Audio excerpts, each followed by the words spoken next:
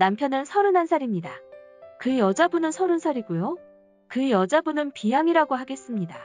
정말 답답해서 글을 올려봅니다. 제가 마누라고 모고를 떠나서 전 이해가 가지 않아서요. 제 남편이 회사를 좀 늦은 나이에 신입으로 들어갔습니다. 처음엔 여직원들하고는 굉장히 서먹하다가 회사를 그만두기 얼마 전부터 비양이랑 친해졌는가 봅니다. 물론 모대리님이라는 여직원분과 함께요. 모대리님은 40세입니다. 친해지게 된 계기는 같이 짝꿍처럼 지내던 남자 동기가 회사를 그만두었기 때문이었고, 여타 다른 친하게 지내던 무리도 회사를 떠나서 그런 것 같았습니다. 물론 그 동기분과도 아직 연락을 하고 있습니다. 호칭은 누구누구씨입니다. 그리고 남편이 그 회사를 나오고 그 비양도 얼마 뒤 그 회사를 그만두었다더군요. 그래서 지금은 각자 다른 회사를 다니고 있는 상황입니다. 회사를 나오고 나서는 둘이 연락이 뜸해지며 한동안 연락을 안 하더군요. 이것이 수순이라고 생각합니다. 그런데 몇 달 전 비양이 남편에게 남자를 소개시켜달라며 연락을 먼저 해왔습니다. 남편은 자기 회사의 총각 두 분을 후보로 두고 소개시켜준다고 했지만 비양이 아마 차일피일 미루는 것 같아 보입니다. 아직도 소개를 시켜주지 않았다 하네요. 그런데 제가 이해할 수 없는 것은 비양이 남편보다 한 살이 어리다는 이유로, 이제는 같은 회사 사람이 아니라는 이유로 남편에게 오빠라고 부를 테니 말을 놓으라고 하는 것이었습니다. 원래는 서로 존대를 쓰고 있었는데요. 비양은 내 남편이 유부남임을 알고 있습니다. 혹시나 다른 직원이었던 분들하고는 연락하는지 살펴보니 연락을 자주 하는 사람은 제 남편뿐인 것 같습니다. 이건 어디까지나 제가 보고 판단한 제 주관입니다. 남편이 동기였던 분, 그 분과는 연락을 하지 않는 것 같아 보이더군요. 저도 회사 생활도 해보고 프리랜서도 해봤는데 한 번도 이런 일은 없었습니다. 같은 회사 직원이었고 허물이 없었다 하더라도 회사를 나오고 나서 오빠라고 부르는 일은 절대 없었습니다. 회사 생활 10년 한 친구도 그런 일은 있을 수 없다고 하더군요. 저는 이 비양의 개념이 불손하다고 생각이 듭니다. 나이도 한 살밖에 차이 나지 않는데 회사에서 만난 그것도 유부남에게 오빠라니요. 더 화가 나는 이유는 제 남편입니다. 그 장단을 맞춰주더군요. 모대리님에게는 누나라고 부르느냐? 아닙니다. 그래도 모대리님이라고 부르더군요. 유일하게 비양만 오빠 동생 하는 겁니다. 저로선 이해가 가지 않습니다. 그냥 지금은 무시하며 지켜보고는 있는데 정말 순간순간 욱하며 화가 치밉니다. 이거 제가 이해해야 하는 건가요? 남편이 그러는데 비양은 두루두루 친한 성격이라고 합니다. 근데 왜 다른 사람들한테는 오빠라는 호칭을 쓰지 않고 내 남편에게만 쓰는지 이해가 안 가고요. 이해해보려고 내가 만약에 부인이 아니라 같은 회사 사람이라면 이라고 가정하고 생각해봐도 이해가 안 가네요. 나랑 같이 일했던 사람 중에 누군가가 나에게 오빠라고 부르라고 한다거나 누나라고 부른다고 한다면 그 사람을 멀리하게 될 것 같네요. 솔직히 처녀 총각이라면 그럴 수 있다라고 생각이 들지만, 그리고 나이가 어리다면 아직 철이 없어서 그럴 수 있다라고도 생각할 수 있지만, 둘 다 30대 많다면 많은 나이인데, 그리고 내가 기분 나쁘다는데, 그걸 무시하는 남편에게 더 화가 나고 또 나라는 존재를 배려하지 않는 그 비양에게도 정말 욕이 나옵니다. 어제 남편의 반응을 보고는 너무 어이가 없더라고요. 그래서 집안을 엎었습니다. 발 디딜 틈 없이 난장판된 집안에서 앉아서 생각해보니 남편은 바뀌지 않을 것 같더군요. 이혼은 절대 불가하다는 내 신념이 있기에 그 외의 방법은 아무것도, 정말 내가 할 수 있는 게 아무것도 없더군요. 이게 뭐 하는 짓인가, 다 쓸데없다는 생각이 드는 순간 나쁜 생각이 들었습니다. 유서를 써놓고 집을 나가 배회하기 시작했어요. 저는 시누이와 연락을 자주 하는데 거의 제가 하소연을 해요. 새벽에 추운데 앉아가지고 남편 욕하고 비양 욕하고 그러고 있다가 하출소에 끌려갔다 왔네요. 아침에 핸드폰을 켜보니 카톡이 여러 개 와 있더라고요. 남편은 아침에야 달래는 투로 미안하다는 메시지를 보내와 있고, 집에 와보니 신분증이 없어졌더라고요. 아침에 남편이 저 실종 신고한다고 가지고 나간 거랍니다. 남편은 미안하다는 말뿐 비양과 연락을 계속 주고 받을 생각이고 계속 내 말을 무시할 겁니다. 늘 그래왔듯 언젠가 또 남편을 떠볼 겁니다. 비양과의 관계가 정리가 안 되었다면 사람들이 너를 어떻게 보는지 보라고 한번 뒤집어 엎을 생각입니다. 결론은 남편과 저희 사이는 다시 예전으로 돌아갔습니다. 싸움도 없고 대화도 예전처럼 오가는, 그러나 한 가지 바뀐 건 접니다. 전에는 남편을 향하는 마음이 맹목적이었거든요.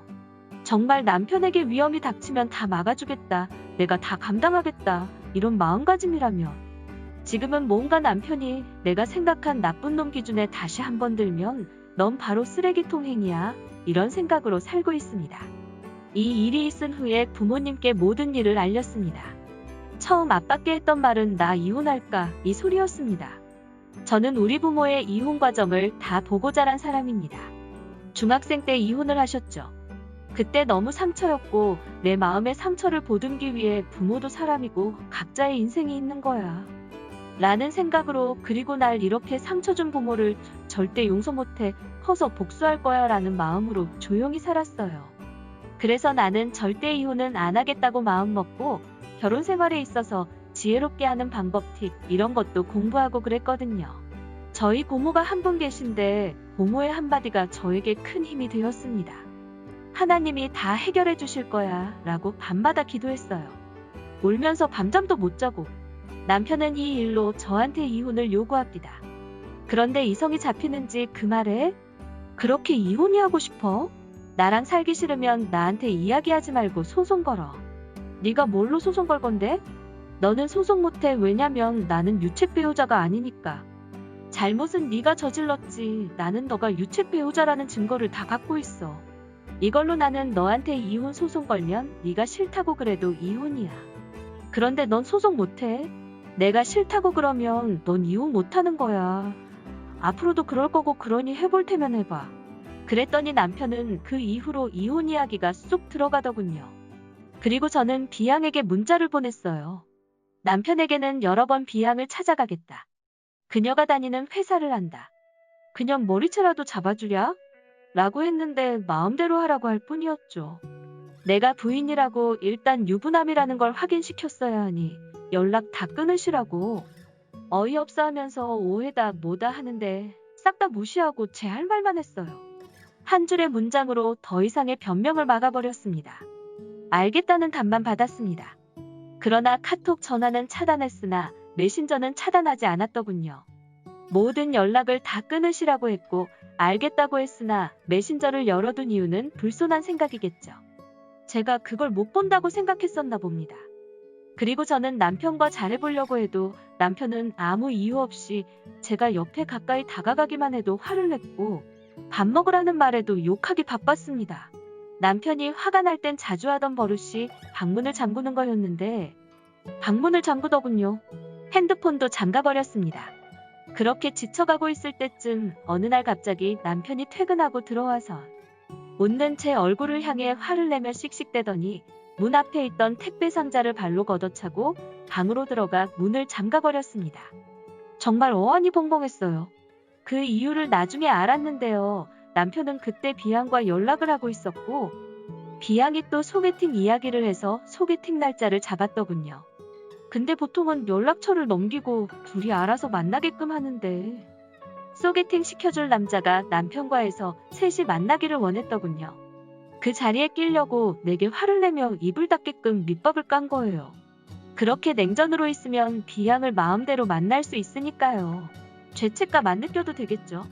그런데 전처럼 마음이 뜨거워지지도 않고 이혼을 준비해야겠구나 라는 마음이 들더군요. 그러면서 엄청 차분해지는 걸 느꼈어요.